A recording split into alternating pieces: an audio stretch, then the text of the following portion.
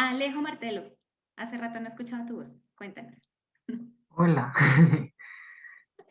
¿cómo se relaciona la reconstrucción del templo con? Nuestras vidas.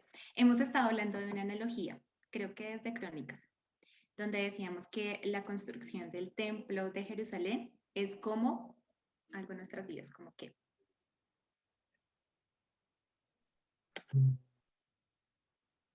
No me acuerdo, pero voy a adivinar. Se vale, se vale. Eh, pues yo me imagino que es con nuestro corazón, con lo que, la reconstrucción del templo es reconstruir, pues para el templo era como ese lugar donde estaba la presencia de Dios, entonces yo debo reconstruir o sea, como que lo pienso como mi corazón que debe ser reconstruido para que habite la presencia de Dios, pero no estoy seguro. Ujú. Sí, Alejo, muy bien. Hablábamos que al igual que el templo en esa época, pues que significaba también donde estaba la presencia de Dios, ahora nosotros somos templos, cada uno de nosotros. Pero pues de acuerdo a eso, nosotros también tenemos que ver esa relación con Dios, cómo está para ser realmente templos vivos de Él, ¿sí? Entonces, quiero que tengamos en mente esta analogía para lo que les voy a comentar del libro de Esdras, porque pues les quiero proponer que mantengamos esa analogía y que hagamos unos saltos en el camino de lo que vamos a hablar hoy para que toquemos unos temas específicos. Aparte de esa invitación, antes de comenzar, les quiero también invitar a que tengamos presente que durante este libro, Dios obra soberanamente sobre otras personas, o sea, sobre agentes humanos, sobre líderes incluso, para cumplir su objetivo de redención. Dios obra a través de otras personas para cumplir con su objetivo de redención.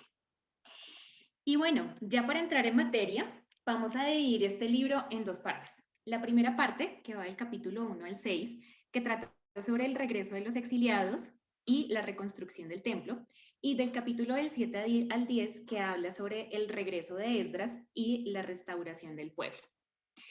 Entonces, sí, Lizzy, así es, Dios obra a través de otras personas. Listo, entonces comenzamos con el capítulo 1 de Esdras. Y en este capítulo 1 se ve a un rey súper bondadoso, pongo entre comillas, que es el rey Ciro, perdón, y resulta que este rey pone un decreto. Y el decreto es que todas las personas que Dios había puesto en su corazón que debía reconstruir el templo y que todas las personas que hicieran parte del pueblo de Dios fueran hasta Jerusalén para reconstruir ese templo. Habla en general a todas las personas que estuvieran regadas por todas las naciones, hace un llamado general para que vayan y hagan la reconstrucción de este templo. Porque digo, entre comillas, se muestra así como un rey muy generoso, pues sabemos que él realmente no conocía de Dios, que no en su corazón no estaba como esa relación íntima con el Señor, pero aquí vemos como un tema más político, donde él a través de su mandato lo que quería era como generar un tema de respeto, de religión, de cultos, de los pueblos que estaban conformando en este momento el imperio. Entonces, aquí vemos algo súper interesante y me pareció muy lindo cuando yo estaba leyendo Esdras, porque aquí hay, ustedes me corrigen, una concordancia, o sea, cuando encontramos en la Biblia que estamos leyendo que hace referencia a otra cita bíblica, ¿sí? ¿Sí es así? ¿Concordancia? Bueno, entonces, aquí hace referencia al cumplimiento de una profecía que hizo Jeremías. Y yo sé que este versículo lo hemos encontrado siempre, pero yo quiero que nos pongamos en el contexto de esa época. O sea, somos el pueblo de Jerusalén que hemos sufrido durante mucho tiempo, que fuimos desterrados, humillados, que todo lo que habíamos construido se perdió, que fuimos a otra nación como lo peor, que fuimos humillados de la peor forma. Y encontramos en Jeremías 29, 10, 14 lo siguiente. Yo sé que lo hemos escuchado muchas veces, pero cada vez que Dios pone estas palabras nuevamente en nuestra vida, nos dice algo completamente distinto porque la palabra de Dios es palabra viva. Y dice, pues así dice el Señor. Cuando se le hayan cumplido a Babilonia 70 años, yo os visitaré y cumpliré mi buena palabra de haceros volver a este lugar, porque yo sé los planes que tengo para vosotros, declara el Señor, planes de bienestar y no de calamidad, para daros un futuro y una esperanza. Me invocaréis y vendréis a rogarme, y yo os escucharé. Me buscaréis y me encontraréis, cuando me busquéis de todo corazón. Me dejaré hallar de vosotros, declara el Señor, y restauraré vuestro bienestar, y os reuniré de todas las naciones y de todos los lugares a donde os expulsé, declara el Señor, y os traeré de nuevo al lugar donde os envié al destierro. Entonces, acá vemos, por eso les decía que tuviéramos en mente que Dios a través de este libro, nos muestra que utiliza personas también para el cumplimiento de su obra y de su objetivo. Si nos damos cuenta, no fue por la bondad de Ciro, del rey Ciro, sino fue realmente en cumplimiento a una promesa y a una profecía que ya había dado Jeremías. Entonces, comenzamos este libro con este retorno, con esta excelente noticia. El pueblo de Dios era invitado nuevamente a que retornara a Jerusalén, a que reconstruyera el templo, pero no iba a volver con los brazos vacíos. O sea, esto fue como un respaldo tan grande y ahí es donde vemos que es el obrar de Dios, porque es que Ciro dice que no solamente regresen, sino además les devuelve todos los tesoros que habían sido robados del templo de Jerusalén en la época de Nabucodonosor. A mí siempre mi mamá galla esa palabra, Nabucodonosor. Entonces regresan con 5.400 objetos de oro y plata, pero no solamente regresan con objetos de oro y plata, sino también regresan con ofrendas que da el pueblo para que se reconstruya el templo de Dios. Entonces no salen con las manos vacías, salen con el respaldo económico, pero además salen con el respaldo del rey, más o menos como con su palabra, o sea, les doy mi palabra que ustedes pueden reconstruir ese templo en Jerusalén y que se les va a proveer todo lo que necesiten, madera, bueno, en fin. Y aquí vemos también una promesa cumplida de Deuteronomio, donde el Señor, pues después de castigar a su pueblo por haber roto el pacto, lo regresa a la tierra prometida. Entonces, esa promesa la vemos en Deuteronomio 30, del 1 al 15.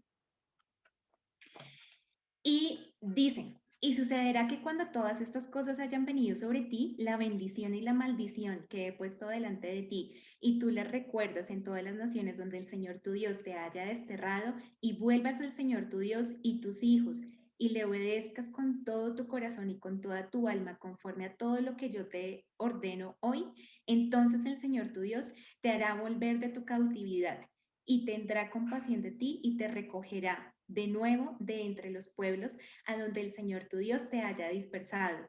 Si, si tus desterrados están en los confines de la tierra, de allí el Señor tu Dios recogerá y de allí te hará volver. Y el Señor tu Dios te llevará a la tierra que tus padres poseyeron y tú la poseerás. O sea, aquí nuevamente estamos viendo cómo se cumple otra promesa, porque el Señor dice, y tú regresarás además a la tierra que yo te había prometido. Entonces vemos la misericordia de Dios y la compasión de Dios nuevamente para con su pueblo. Aquí quiero hacer un alto y recuerden que estamos llevando y teniendo en mente esa analogía de la reconstrucción del templo de Dios con la reconstrucción también de nuestra relación con Dios en nuestras vidas y con nosotros como templo de Dios. Y aquí el alto es que, bueno, no siempre por haber nacidos en un hogar cristiano, esto significa que ya nosotros somos cristianos, ¿sí?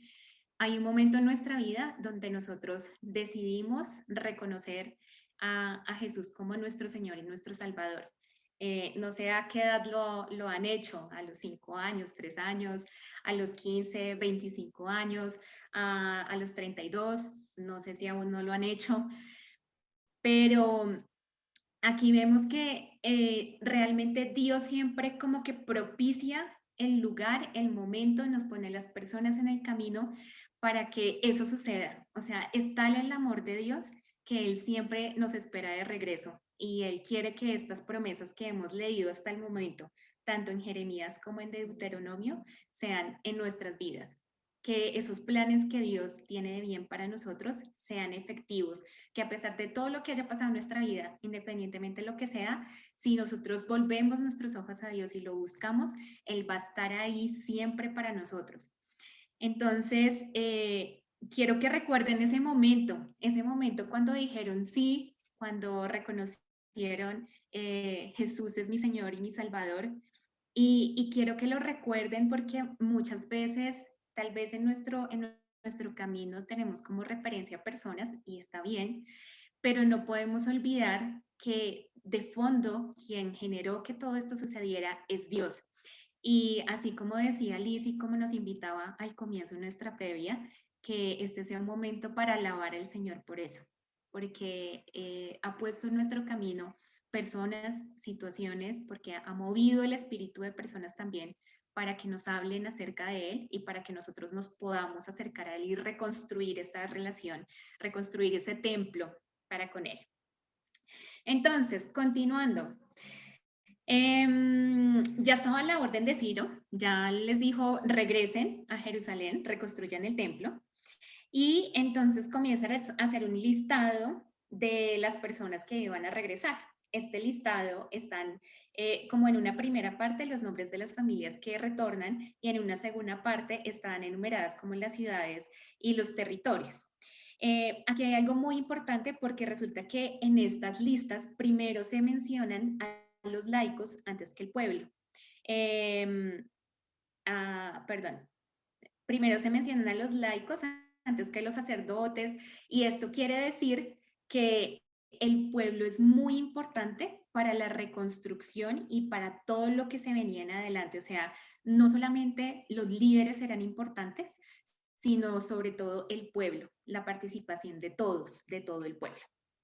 Pero hay algo también muy significativo y súper hermoso con respecto a las listas, y es que estas listas quiere decir que el Señor conoce personalmente a su pueblo, o sea, está el nombre de, y entonces salieron de Babilonia Lisette y su descendencia, y Karen y Jonathan y sus hijos, y Catalina y sus padres y sus hijos, y se prendió esto y sus hijos, no mentira, sí, Dani y sus hijos. Y, o sea, está el detalle y no es una equivocación, porque es que esto no solamente sucede en Esdras, sino que se repite en Nehemías. Está ese listado, entonces no es casualidad.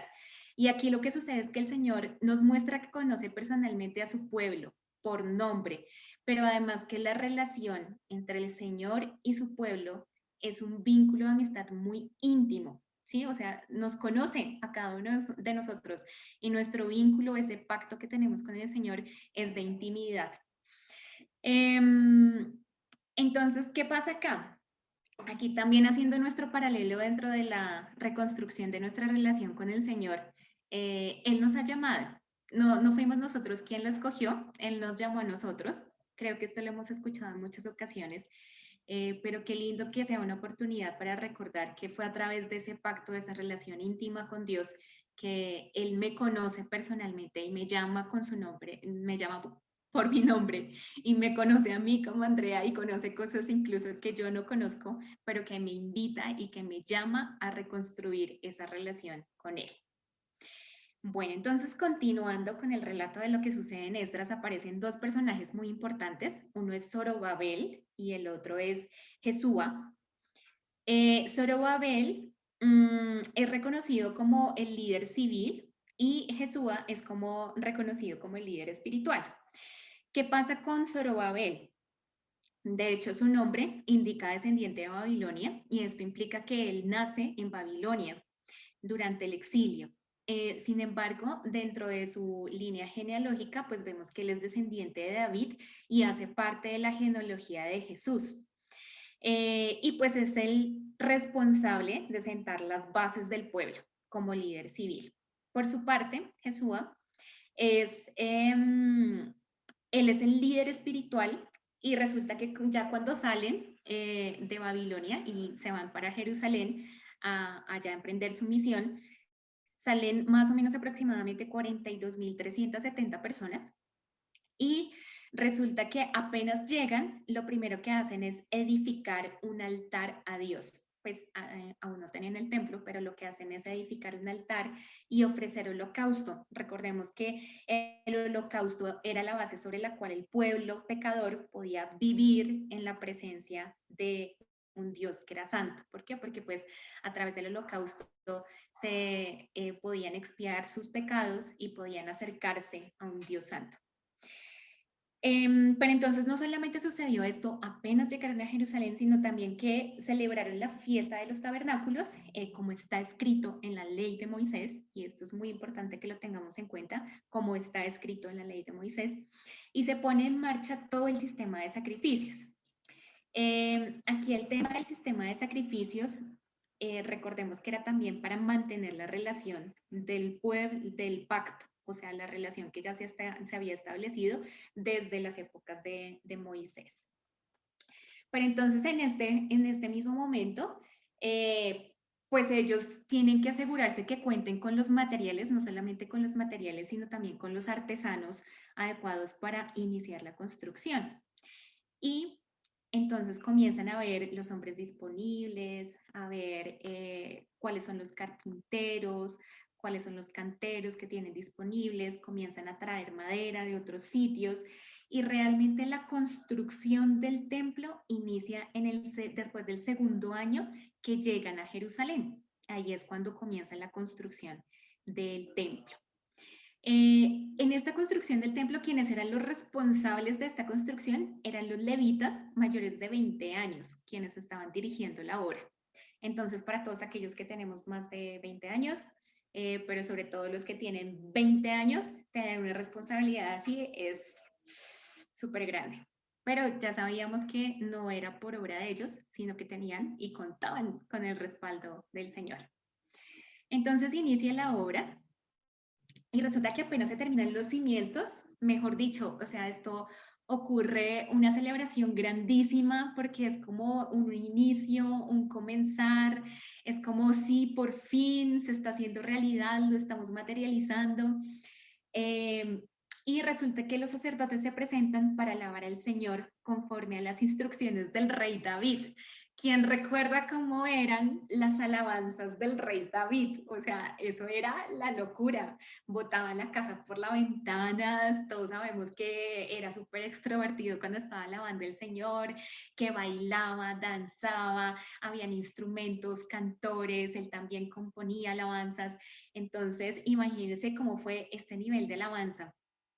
Pero también al mismo tiempo habían en conjunto las personas que estaban alabando y todo el pueblo y estaban dando gracias al Señor porque ya se estaban poniendo, ya se habían terminado los cimientos, los primeros cimientos del templo. Sin embargo, habían algunos ancianos que habían alcanzado a ver el templo realmente como era en la época de Salomón. Entonces, ellos al contrario, cuando vieron esto, pues lloraron, pero así, y gritaban lamentos, porque ellos decían que no eran nada, o sea, no se comparaban en lo que era antes a este simple cimiento, entonces lloraban.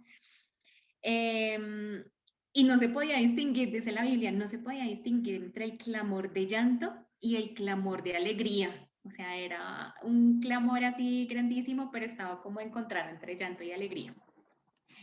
Y aquí quiero que hagamos un alto también en nuestra analogía, porque el caminar cristiano, a ver, yo quiero hacer aquí una encuesta rápido.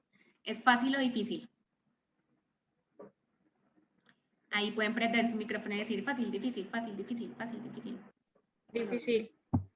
Difícil, difícil. ¿Quién más se anima a responder?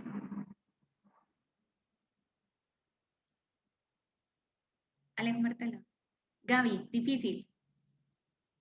Alejo Martelo, difícil. Carita triste. Yo también me uno por difícil. Bueno, entonces, estamos de acuerdo en la gran mayoría que es muy difícil. Y resulta que esto tiene que ver mucho con la tensión que siempre vamos a tener entre nuestras expectativas y la brecha que hay con el cumplimiento gradual de la promesa, ¿sí? Porque nosotros siempre queremos, nuestra expectativa es ya, pero hay una brecha porque la promesa se va cumpliendo gradualmente. Entonces, pues más adelante vamos a ver cómo este lamento pues va a ser incluso como cuestionado, como que, por qué te lamentas en el siguiente libro? Entonces no me voy a adelantar, pero quiero que lo tengamos en cuenta porque dentro de nuestra reconstrucción y dentro de nuestro caminar cristiano a diario, podemos ver esas brechas, pero es importante que tengamos nuestros ojos siempre puestos en la promesa, sabiendo que Dios es misericordioso, pero que Dios nunca falla, que Dios siempre cumple sus promesas y que Dios a su tiempo lo hará, que todo lo que Él hace por nosotros lo hace por el bien de nosotros y que todo lo hará en su tiempo, que es perfecto. Entonces, eso es lo importante que tengamos presente dentro de nuestro caminar para que no nos quedemos en la brecha y en el lamento, ¿sí? De pronto nuestras expectativas y llegamos a frustrarnos, porque es una carrera de largo alcance. Y hasta ahorita que estoy viendo a mi hermano que se está preparando para una carrera de maratón, que es largo alcance, es que yo veo que él tiene que entrenar a veces hasta diario 32 kilómetros y es todos los días, todos los días, todos los días, todos los días, todos los días. Y yo digo, uf, o sea, si lo comparo con el caminar cristiano, es así, es todos los días, todos los días, todos los días. Y puede que nuestras promesas sean cumplidas, no sé, hasta dentro de 10, 20 años, no lo sabemos, pero que podamos tener esa confianza que se van a cumplir. Entonces, se han ya edificado los cimientos, pero viene la oposición a la construcción. Resulta que aparecen los enemigos de Judá y Benjamín y primero se acercan súper amigables y dicen, vengan, les vamos a ayudar a construir el templo, entonces, ¿qué necesitan? Entre todos construyamos. Pero Zorobabel, él es muy inteligente. De hecho, estos enemigos que se acercan incluso diciendo que tienen muchas cosas en común, porque ellos también adoran al Señor, al Dios de Israel. Entonces, que no, que pues claro, como ellos también lo adoran, pues que hay de malo que ellos también aporten en la construcción del templo. Pero Zorobabel es muy enfático en decir, ustedes no tienen nada en común con nosotros. Y resulta que aquí viene un trasfondo político, pero también religioso y trasfondo político, porque resulta que Ciro había autorizado a las personas que salieron de Babilonia a través de un decreto para que comenzaran la construcción, pero únicamente a ellos, no a nadie más. Entonces aquí viene el trasfondo político, pero religioso también, porque Zorobabel sabía que las personas que habían quedado del reino del norte, pues ellos se habían unido con otros pueblos, con otras naciones, y esto significaba que habían adquirido otras creencias y otras, digamos, costumbres distintas, que adoraban a otros dioses también, y que pues ellos no podían intervenir dentro de la construcción del templo de Dios. Y pues aquí vemos que la discriminación no era racial ni política, sino realmente religiosa por el trasfondo que ellos tenían. Y aquí viene una conspiración. Resulta que se envía una carta al rey Artajerjes diciéndole, venga, este pueblo que es rebelde, que ha estado en la perversión, está reconstruyendo las murallas, se está fortaleciendo nuevamente y este pueblo ya había sido destruido porque es que tenaz, era muy rebelde. Entonces, si usted permite que ellos se sigan fortaleciendo, que levanten las murallas, lo que va a pasar es que usted ya no va a tener posesión sobre las tierras que vayan más allá de esa muralla. Entonces, pues realmente aquí lo que hacen es como conspirar y políticamente utilizar también como un tiempo de tensión que había en los otros reinos.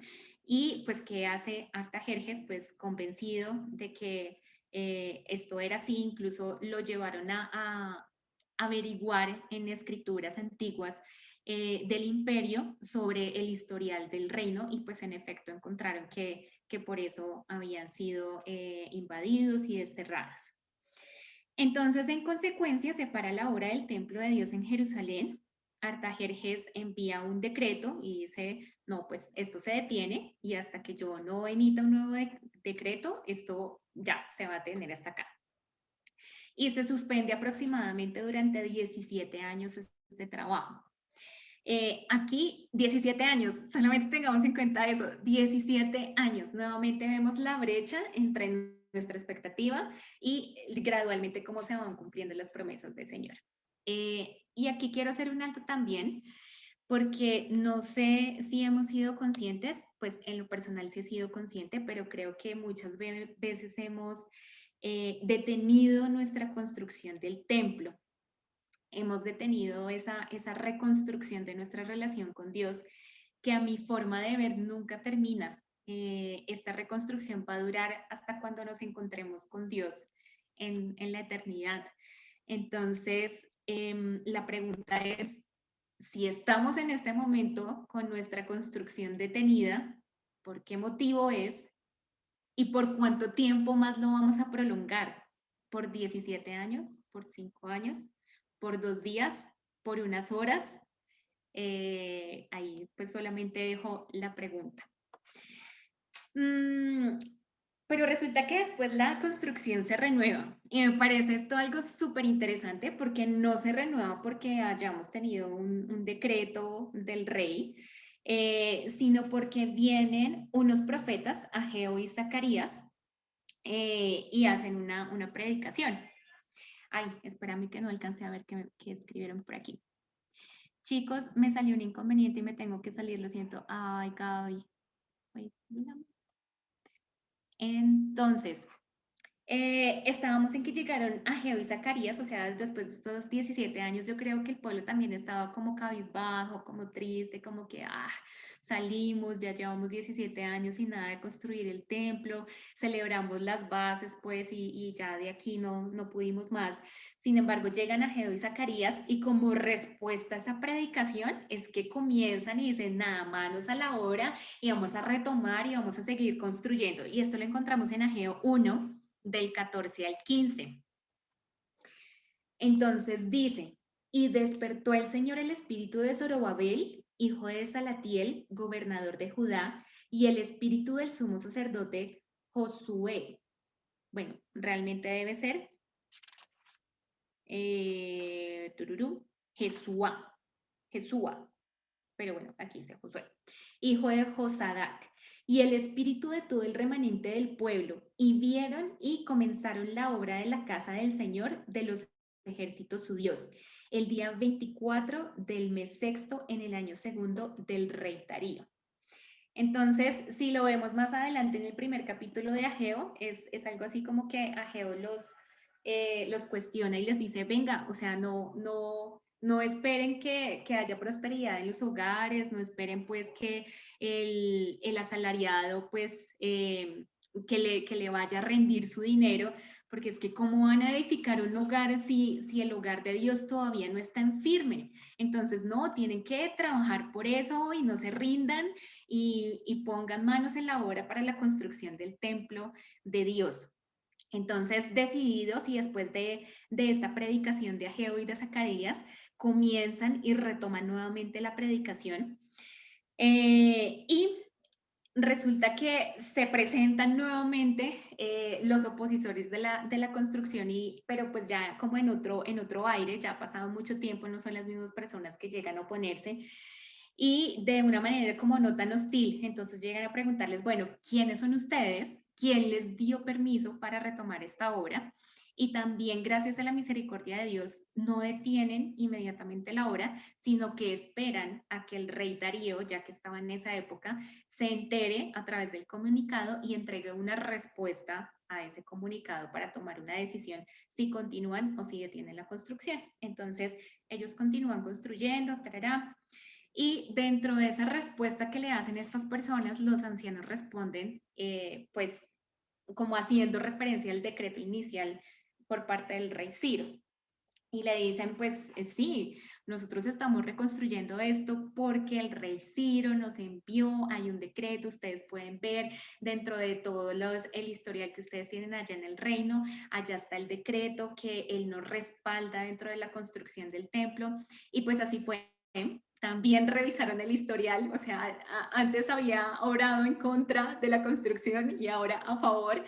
Y efectivamente encuentran en todo el historial el decreto de Ciro y resulta que Darío, en respuesta, ordena no solamente que no se impida la reconstrucción, sino que además que todos los tributos del otro lado del río, o sea, de donde habían venido las personas a cuestionar esa reconstrucción del templo, se dedicaran o se otorgaran a los gastos del pueblo, más todo lo que necesitaran para los holocaustos del Señor, del Dios del cielo, dice él.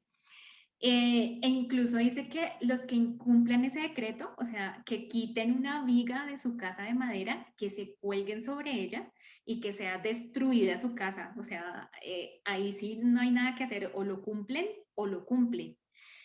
Y pues acá vemos cómo nuevamente el Señor respalda esta reconstrucción del templo y usa a una persona para que dé continuidad, pero además provee para que puedan retomar esto con todo lo que necesitan. Finalmente, el templo fue terminado 4 años después del año sexto del rey Darío, es decir, 2 años después de que 4 años después de haberlo reiniciado, o sea, aproximadamente 20 años después del inicio de la reconstrucción. Y pues hay una gran celebración por 7 días y hacen la fiesta del pan de los panes sin levadura. Y aquí quiero hacer un alto en el camino porque, bueno, listo. Yo no sé si ustedes recuerdan los inicios del caminar cristiano. Yo creo que aquellos que llevamos un poco más de 5 años podemos hacer un paréntesis y un paralelo de lo que fue nuestra vida al inicio y es, ay, no sé cómo describirlo, como un avivamiento tan bonito, es como una alegría tan grande, como que, ay, sí, encontré al Señor, como ver las cosas de una manera distinta. Es algo así como cuando uno está estrenando gafas. No sé si a ustedes les ha pasado, bueno, aquellos que son miopes me entenderán, que uno ve así todo como borroso y después las gafas y ¡wow! O sea, es maravilloso como uno ve, es completamente diferente. Pues así pasa cuando uno está reconstruyendo la relación con Dios, o sea, uno comienza a conocerlo y uno se sorprende de tantas cosas y de ver su palabra y de escuchar cada cosa nueva y busca prédicas y uno quiere escuchar más y uno como que no se sacia, pero además pasa de una manera muy orgánica que uno también quiere contarle a los demás qué es lo que está pasando en la vida de uno y eso es algo muy bonito. Entonces, más o menos esto fue lo que pasó. Porque terminaron la construcción del templo y no pues la alegría y logramos hacerlo así fuera después de 20 años y lograron celebrarlo. Sin embargo, aquí viene nuestra segunda parte del libro y la segunda parte del libro es cuando llega a Esdras. Y antes de comentarles sobre Esdras, pues quiero recalcar que esta reconstrucción de nuestra relación con Dios, para mí, está toda la vida, o sea, tarda toda la vida.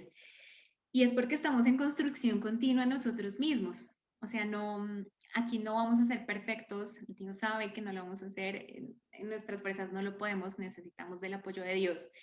Pero además hay cosas que momento a momento Dios nos va mostrando y que nos va reflejando que debemos ir ajustando en el camino. Y esto no nos debe desalentar, o sea, todo lo contrario, nos debe animar y nos debe como a estar más ansiosos, más atentos de qué sigue, cuál es el siguiente paso, más animados, así como cuando uno está jugando un videojuego y uno dice, quiero ir al siguiente nivel, así es que debe ser como esa intención. Entonces, porque les digo que constantemente Dios nos revela también cosas que debemos ir reconstruyendo, que debemos ir puliendo, que debemos ir mejorando. Resulta que aparece en escena Esdras, eh, y Esdras es descendiente de Aarón, o sea, dentro de toda su genealogía llegamos a Aarón, que pues sabemos que era el sumo sacerdote. Esdras nació en Babilonia, él era escriba, experto en la ley de Moisés. Resulta que él había dedicado su corazón a estudiar la ley del Señor. así dice la Biblia. Había dedicado su corazón a estudiar la ley del Señor. Pero resulta que no solamente se había dedicado a estudiarla, sino que se dedicó a estudiarla, a practicarla y a enseñarla. A esas tres cosas: estudiarla, practicarla y enseñarla. Y como consecuencia, ¿qué pasó? Pues que la mano bondadosa de Dios estaba sobre él. Entonces aparece Esdras en escena y Esdras estaba en Babilonia todavía, pero resulta que Artajerjes también da como una carta de misión, algo así como que lo envía a él como emisario a Esdras. Y a través de esa carta, pues entonces no solamente le dice que vaya a él, sino también todos los sacerdotes y los levitas que quisieran regresar a Jerusalén. Y el propósito de que vayan a Jerusalén es investigar acerca de Judá y Jerusalén conforme a la ley de Dios. ¿Esto qué quiere decir? El propósito era averiguar sobre su condición espiritual, cómo estaban espiritualmente. Entonces por eso envía a Esdras, que es un conocedor de la ley de Dios, que la ha estudiado, que la ha practicado y que la ha enseñado. Entonces va y lo envía para que examine y para que investigue a ver cómo es que está la condición espiritual de Jerusalén. Pero además no lo envía con las manos vacías. Resulta que le entrega también un montón de ofrendas, permite que lleven ofrendas, le entrega bastante piezas de plata, de oro. Esdras está muy agradecido porque con eso podría tal vez como dotar a todo lo que necesitaba el templo, pero adicionalmente no solamente le daba dinero, sino que además dice que se hiciera todo conforme a lo que necesitara Esdras y conforme a lo que ordene el Dios del cielo, para que no venga ira sobre el rey y sus hijos. Y aquí viene algo muy interesante, porque bueno, aparte de que le da pues las ofrendas, piezas de oro, piezas de plata, que dice que no van a pagar ni impuestos, ni tributos, ni peajes, no solamente él, sino los sacerdotes que viajen con él y los cantores y los servidores del templo, o sea, todos los que viajen allá en esta segunda tanda, sino que además le otorga autoridad para que allá en Jerusalén pueda nombrar magistrados y jueces a los que conocen las leyes de Dios para que puedan juzgar a dos grupos de personas, a los que conocen las leyes de Dios, pero además que a quienes no la conozcan, que le enseñen. Entonces, esto es muy importante porque a través de esto vemos que se le otorga autoridad a Esdras y autoridad para algo que más adelante va a venir que realmente la necesitaba. Pero Esdras reconoce que esta autoridad no proviene del rey, sino que proviene de Dios. Y esto lo vemos en Esdras 7, del 27 al 28. Y dice, bendito sea el Señor Dios de nuestros padres, que ha puesto esto en el corazón del rey, para embellecer la casa del Señor que está en Jerusalén, y que me ha extendido misericordia delante del rey y de sus consejeros y delante de todos los príncipes poderosos del rey. Así fui fortalecido según estaba la mano del Señor mi Dios sobre mí, y reuní a los jefes de Israel para que subieran conmigo. Entonces, acá nuevamente vemos cómo Dios usa a otras personas para cumplir con su objetivo, con su propósito. En este caso, de redención. Entonces, listo, ya estaba el decreto, ya Esdras, ya le dijeron, bueno, tome, usted tiene autoridad, se va en compañía de otras personas, se va con dinero, con oro, con plata, con todo.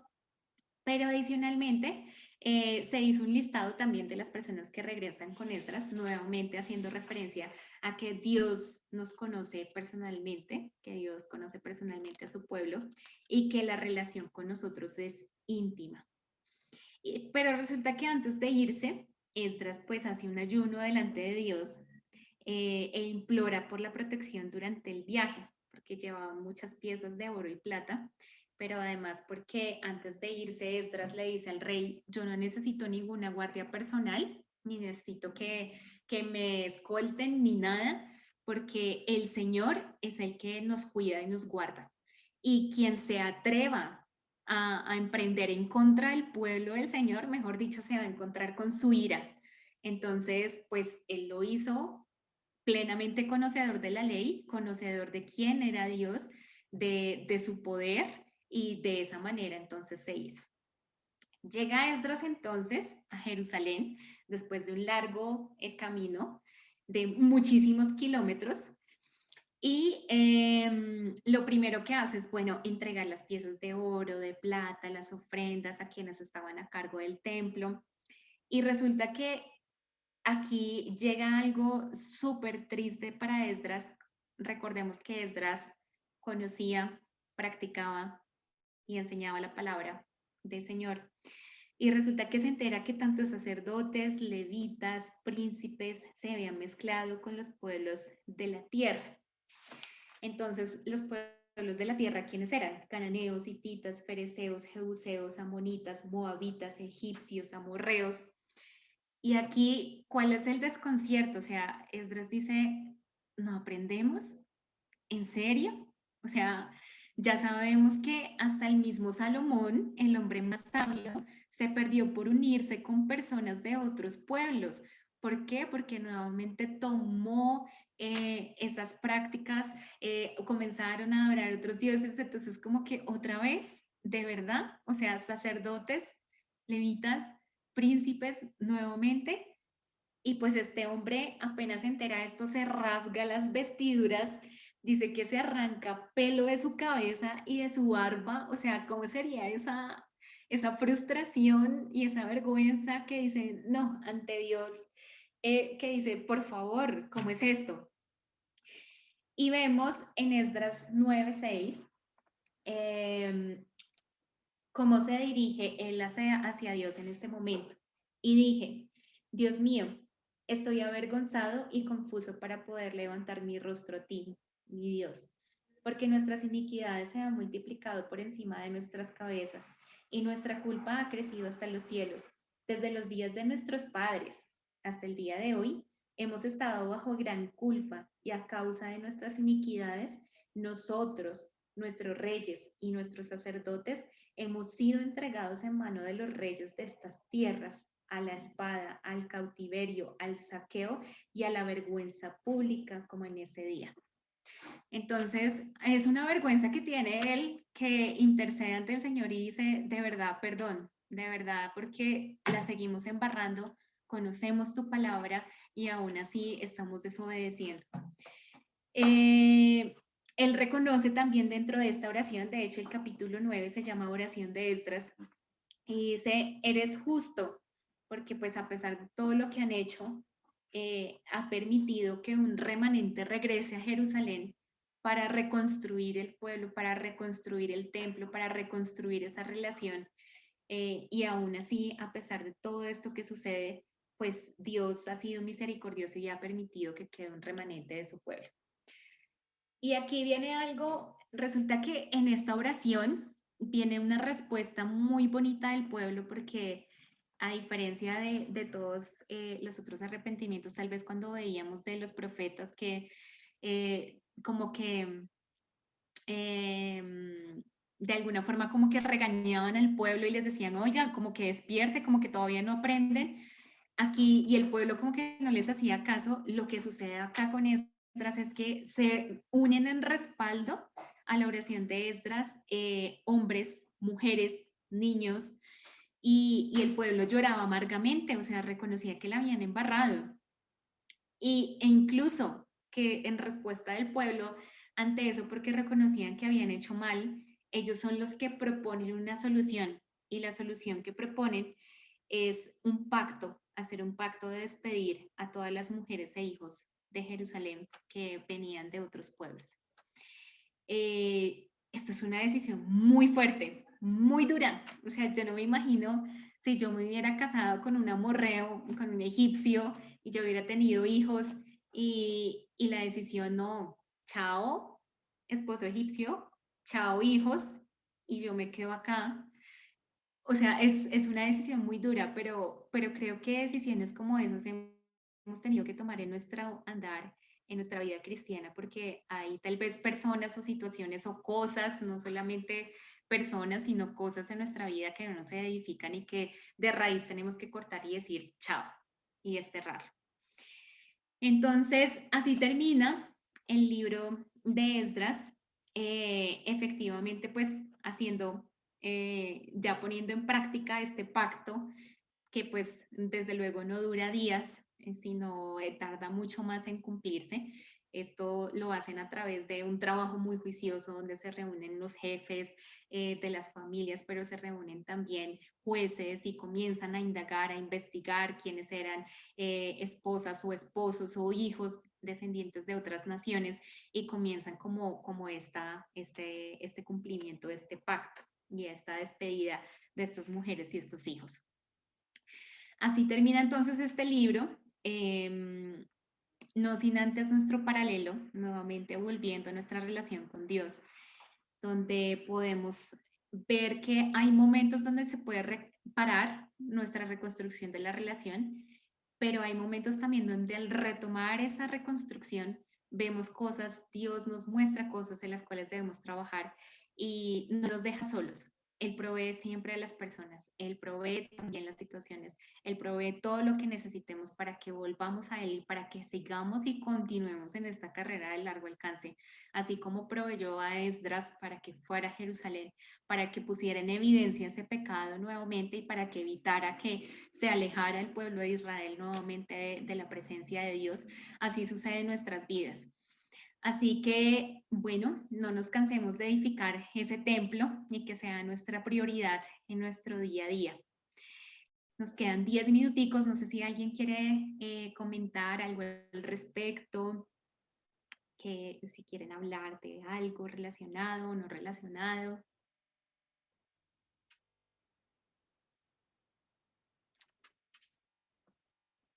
Insisto, están muy tímidos, estamos poquitos.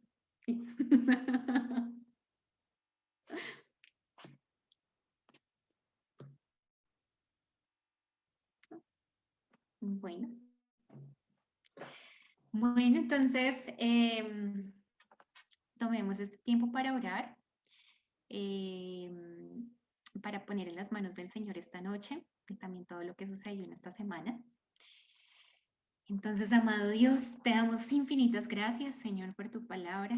Gracias porque tu invitación constante siempre está a que oremos en búsqueda de tu presencia.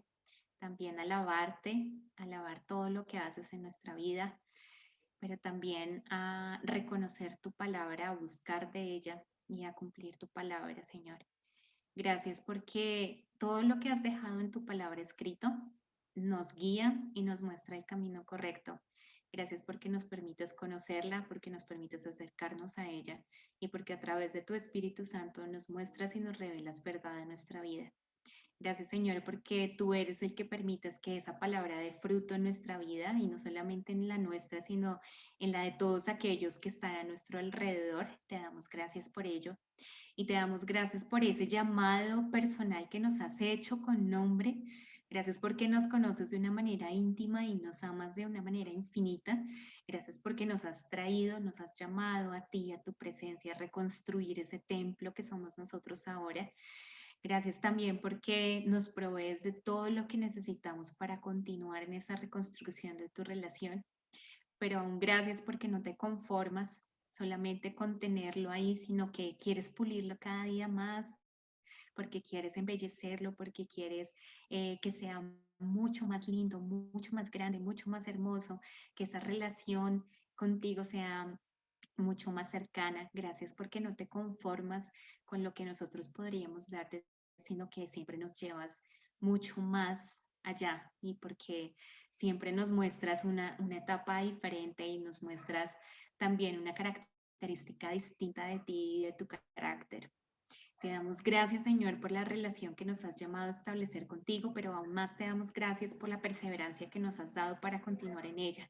Sabemos que nuestras fuerzas no podemos y que eres tú quien ha permitido que nosotros continuemos en este camino. Agradecemos estos espacios, Dios, donde nos permites hablar de tu palabra, donde nos permites conocer de tu palabra, pero también donde nos permites conocernos también a nosotros como iglesia y compartir. Gracias Dios por cada una de las personas que has puesto en nuestro camino.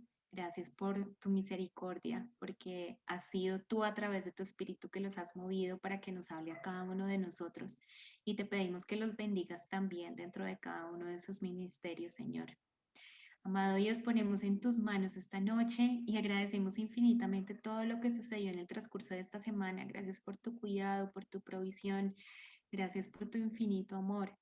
Y te pedimos que guardes en esta noche nuestros pensamientos, que guardes nuestro descanso y que permitas que a través de nuestros sueños también podamos poner eh, tu palabra que esté allí presente siempre y que seas tú hablándonos también a través de nuestros sueños. Amado Dios, te damos gracias por este tiempo. Oro por cada uno de los jóvenes que están aquí presentes y también por los que no están. Te quiero dar gracias por su vida, Señor. Gracias por sus familias. Y te pido, Señor, que seas tú proveyendo todo aquello que ellos necesitan en sus vidas y en la de sus familias. Si es una voz de consuelo, Señor, lo que necesitan, si es provisión, si es una guía para tomar una decisión, Señor, si es sabiduría, si es una mano amiga, si es un abrazo, incluso sé que seas tú, Señor, proveyendo todo aquello que necesitan, Dios, para continuar en este camino de largo alcance. Te damos gracias, Dios, por tu palabra, gracias por tu misericordia y quedamos en tus manos y en tu presencia en esta noche. Oramos en el nombre de Cristo Jesús. Amén. Cámara y todo para que vean que uno sí participa. Eso. Eh, estaba, ayer empecé a leer un libro que es el de la vida de Sofía Müller. No sé si todos sepan acá quién es. Los que llevamos más de por ahí 10 años en CDC, don Juan siempre habla de Sofía Müller en sus prédicas, todo el tiempo. O sea, yo me acuerdo que yo, ay, otra vez con la misma historia. Pero bueno, empecé a leer su libro, ella escribió un libro de su experiencia y ella habla desde el momento en que se convirtió pues al cristianismo hasta, pues no sé hasta dónde porque pues no lo terminé de leer, pero el punto es que ayer solo leí 50 páginas, o sea, así de como de ganas de leerlo da. Y es que ella, o sea, se ve todo el proceso que ella experimentó de construcción del templo en su vida, ¿sí? O sea, es la construcción de ella misma, lo que Dios edificó en ella. Y el fruto que ella dio fue que ahorita estoy en la parte en la que ella le enseña, ella es la primera, no, sí, ella llega y es a Colombia y es la misionera que va a predicar a los curripacos por primera, o sea, es como que la nueva tribu a la que ella le va a predicar. Y lo más lindo es que ella empieza enseñándoles a escribir y a leer. Nunca se había escrito en, como en palabras el idioma de los curripacos, ellos no tenían como escritura.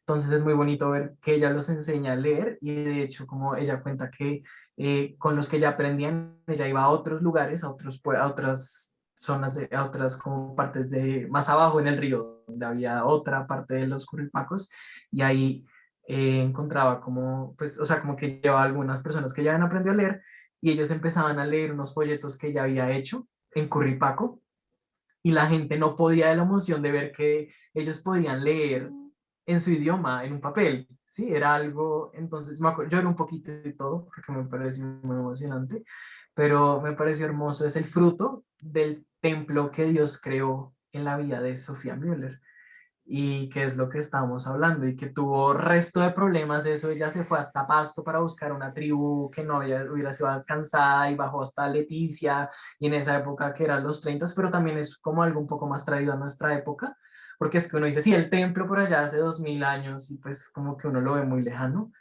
pero creo que ella es un perfecto ejemplo de algo, aunque todavía, aunque ya fue en el pasado, es mucho más cercano a lo que nosotros vimos. En esa época había aviones, en esa época empezaba a existir las comunicaciones a larga distancia y sí, como que empezó el desarrollo y pues así mismo, pues eso fue evolucionando, pero es más cercano y es ver el templo edificado en la vida de ella y es muy bonito y pues quería compartir eso porque pues nada, dijeron que compartiéramos algo y pues recordé eso. Entonces, nada, gracias André por la clase. No, gracias a ti, Alejo.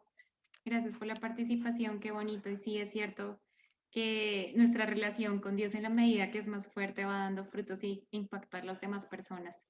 Entonces, eso lo hace Dios porque nos usa a las personas también para cumplir sus propósitos y sus objetivos. Ya, eso tenía para compartirles el día de hoy. ¿Alguien más quiere aportar algo? ¿Quiere decir algo?